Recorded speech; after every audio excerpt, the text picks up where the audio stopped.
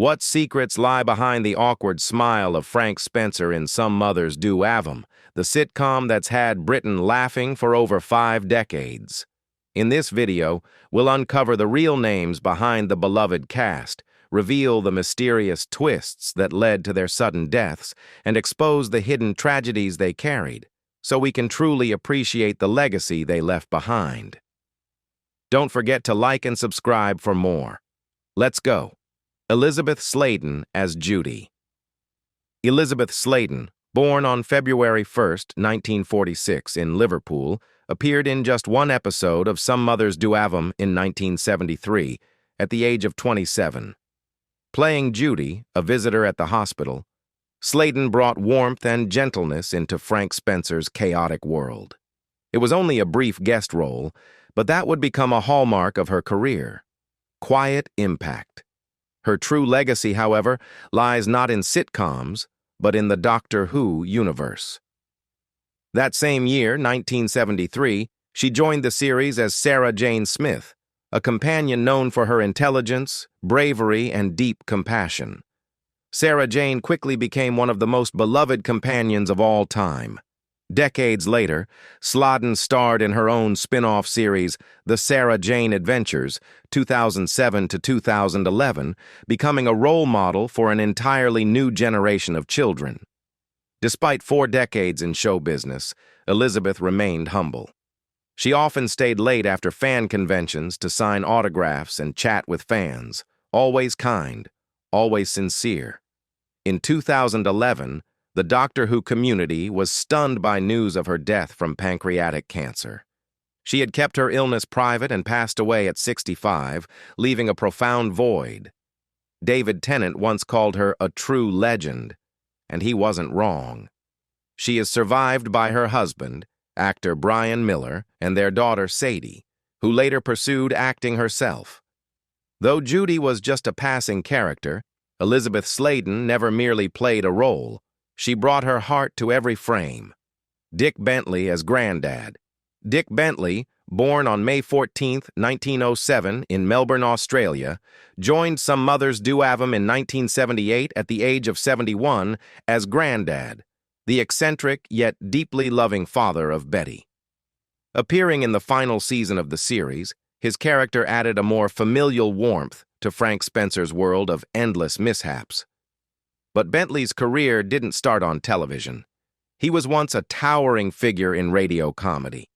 From the 1930s onward, he entertained Australian audiences with shows like The Mobile Quest before moving to Britain, where he became a BBC staple through Take It From Here. With his rapid-fire delivery, he earned the nickname the tireless laugh machine of the 1950s. Despite being a comedy master, his personal life was quiet and private. In his later years, Bentley slowly withdrew from the spotlight and battled Alzheimer's disease, a silent affliction that robbed him of the wit and sharpness that defined him. He passed away on August 27, 1995, at the age of 88. If you've ever laughed out loud at Granddad's misadventures or been charmed by his voice on the radio, then you owe Dick Bentley a smile. And perhaps that is the greatest legacy of any artist, to bring laughter and then depart with quiet dignity. Michael Crawford as Frank Spencer. Michael Crawford, born January 19, 1942 in Salisbury, was the heart and soul of Some Mothers Do Ave Em, starring as Frank Spencer, a clumsy but well-meaning man whose every move spelled disaster, from 1973 to 1978, beginning the role at age 31. With his quivering voice and trademark line, "Ooh, Betty," Frank became one of British television's most iconic characters. Crawford's brilliance wasn't just in physical comedy, falling down stairs or wrecking furniture, but in infusing Frank with a fragility that made viewers laugh and feel for him all at once. This rare blend of humor and humanity made Crawford unforgettable. After Some Mothers, he pivoted to musical theater, reaching new heights as the original Phantom in The Phantom of the Opera, 1986, winning a Tony and captivating Broadway audiences. But fame had its toll. During his separation from his wife, Crawford retreated from public life, once living quietly in a flat to escape the pressures of his popularity. At times, he refused new roles to avoid being typecast as Frank. Still, his love for performing never waned. As of 2025, at age 83, Michael Crawford occasionally makes public appearances, no longer leaping around stages but still carrying the same warmth and gratitude that defined his career. If you've ever laughed at a perfect pratfall or felt a pang during one of Frank's clumsy apologies, you know why that role endures, and why Crawford remains one of Britain's most beloved performers. Edward Hardwicke as Hooper. Edward Hardwicke, born August 7, 1932 in London, appeared in a single episode of Some Mothers Do Ave Em in 1973 at the age of 41, playing Hooper, a stern character who served as a perfect contrast to Frank Spencer's bumbling antics. It was a brief role, but one that showcased Hardwicke's true strength, lending depth and presence to quiet, serious figures. Born into a theatrical family, his father was the legendary actor Sir Cedric Hardwicke. Edward trained at RADA and served in the Royal Air Force before entering acting with a composed, disciplined style that never lacked subtlety. His most memorable role came in the 1980s, playing Dr. Watson alongside Jeremy Brett in The Return of Sherlock Holmes.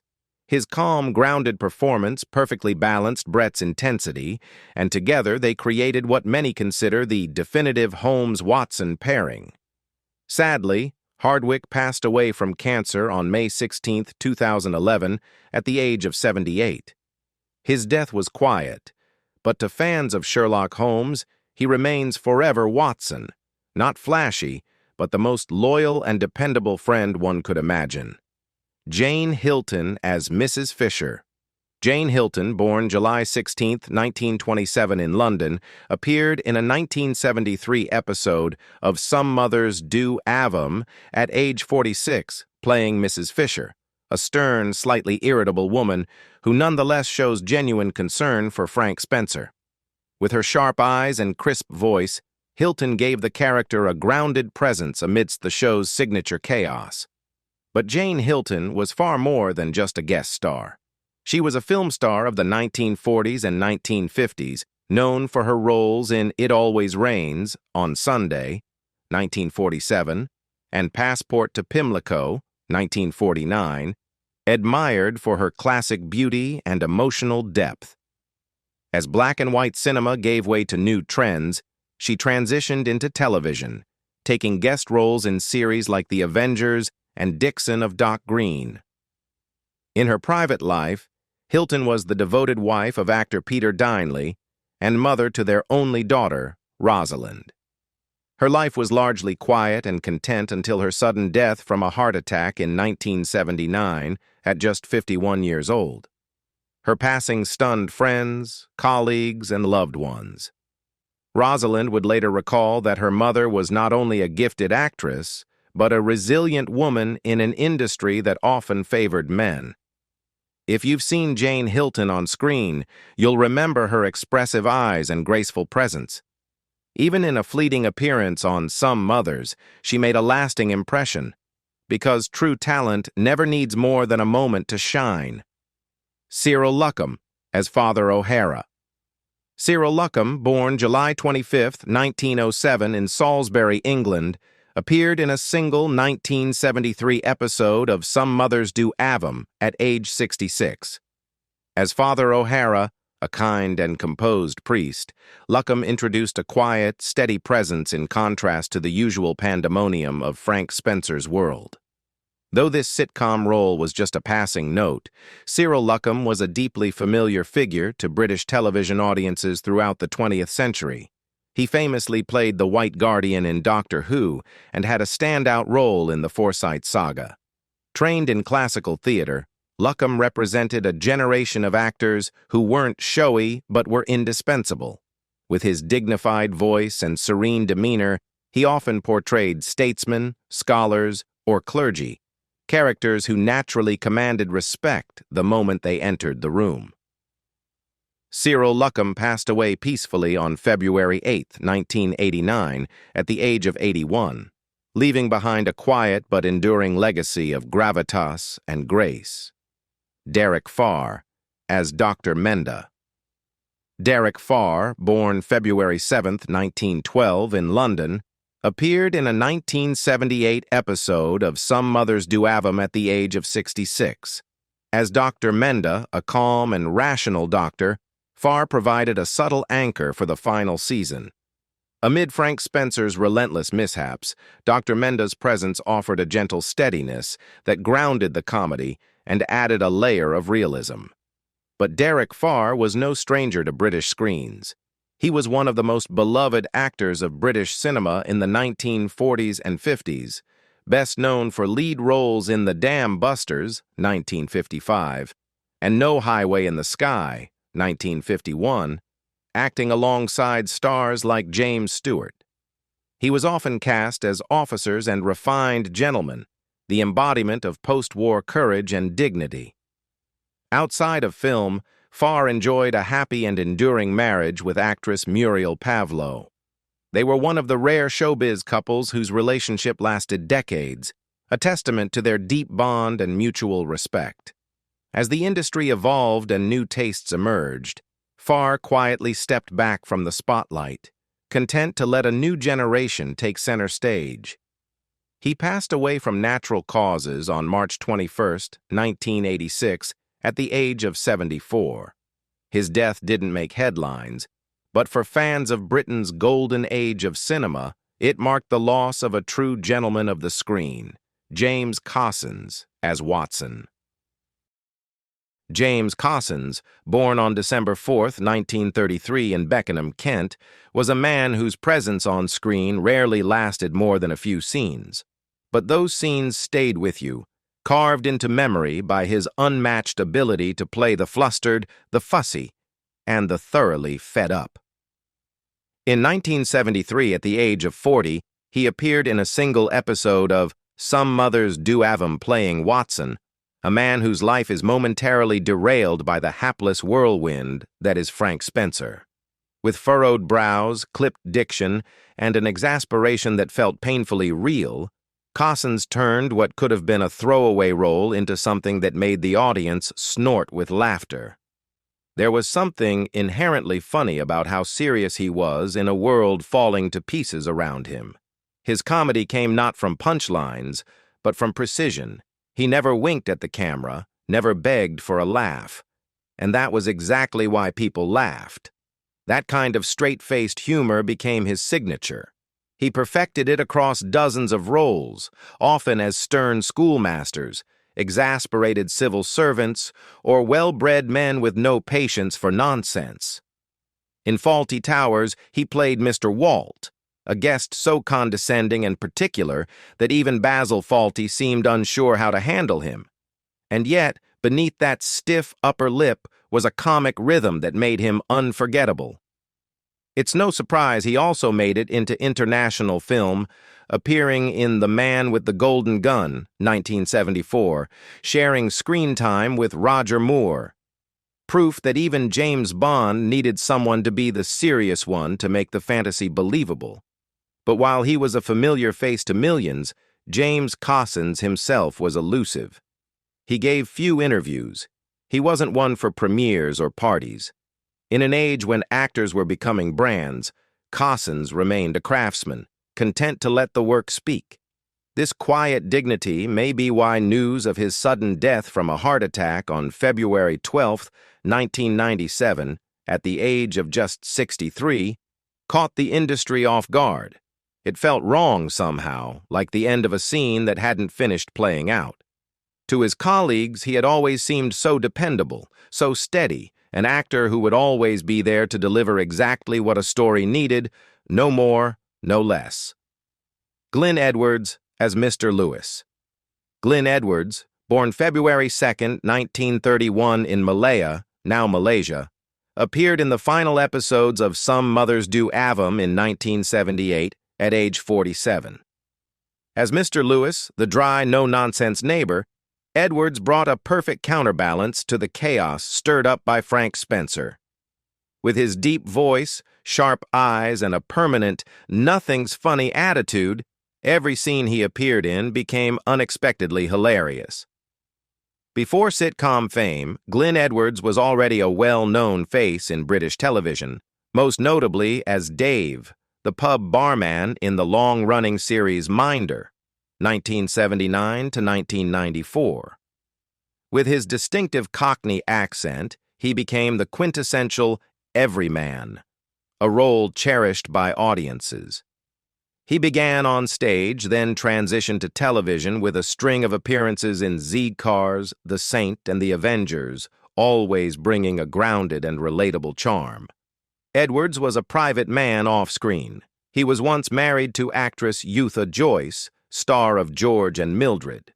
Her death from alcoholism in 1980 was a major blow, after which Edwards lived more quietly. He retired from acting in the early 2000s and lived in seclusion until his death from natural causes on May 23, 2018, at the age of 87. Geoffrey Chater as bank manager. Geoffrey Chater, born March 23, 1921 in London, appeared in a 1973 episode of Some Mothers Do Ave Em at the age of 52. As the bank manager, flustered and increasingly bewildered by Frank's antics, Chater delivered a masterclass in subtle comedy, using only his eyes and awkward pauses rather than big punchlines. Chater was a staple of British theatre and television throughout the 20th century. He appeared in Brideshead Revisited, The New Avengers, and numerous period dramas. With his refined appearance and quintessential English accent, he was frequently cast as judges, politicians, or academics, figures that carried an air of sophistication. A RADA graduate, he even shared the stage with Laurence Olivier, marking the depth of his theatrical legacy. Geoffrey Chater passed away on October 16, 2021, at the remarkable age of 100. His role in Some Mothers lasted just a few minutes, but if you've seen the episode, you likely remember the look of alarm on his face when Frank walked through the door. That's the beauty of great comedy. It doesn't need to shout. It only needs to arrive at the perfect moment. Michelle Dotrice as Betty Spencer. Michelle Dotrice, born on September 27, 1948, in Cleethorpes, England, secured her place in television history with the role of Betty Spencer, the endlessly patient and quietly understanding wife of Frank Spencer in Some Mothers Do Ave Em. When she first took on the part in 1973, she was only 25, but her performance carried a maturity far beyond her years, rich with subtlety and emotional wisdom. To audiences, Betty was the soft anchor in Frank's hurricane of chaos. But Michelle's portrayal was never just about following a script. She breathed into Betty a kind of gentle resilience, the type of love that doesn't announce itself but speaks through sighs, small glances, and that exasperated yet loving cry of "Frank" that somehow said everything. Her chemistry with Michael Crawford didn't just create comedic magic, it formed the emotional heartbeat of the entire show. Coming from a family of actors, her father was Roy Dotrice, known to younger audiences for his role in Game of Thrones. Michelle saw the stage not as a place of performance, but as part of her life's rhythm. After Some Mothers, she appeared in productions like The Three Musketeers, 1973, and Vanity Fair, 1998, yet none matched the cultural imprint left by Betty. Off-screen, she lived a quiet life, married first to actor Edward Woodward and later to Charles Reese. She raised her daughter Emily in a home filled with warmth but far from the limelight. Though Michelle rarely sought fame, she once admitted that early success had sometimes left her feeling adrift. Still, she never regretted choosing the artistic path. By 2025, at 76, Michelle occasionally appeared in reunion specials, her voice still carrying that same delicate strength. She'd fondly recall filming mishaps, Michael Crawford's unscripted falls, or the moments when entire sets came crashing down, while she had to maintain a straight face as Betty. Betty Spencer was never a character written for loud laughs or dramatic arcs. But under Michelle Dotrice's quiet mastery, she became something far more enduring, a symbol of unconditional love, unwavering support, and the quiet hope that even in disaster, someone will stay by your side. John D. Collins as Dr. Boyd. John D. Collins, born December 2, 1942 in London, appeared in a 1973 episode of Some Mothers Do Ave Em as Dr. Boyd.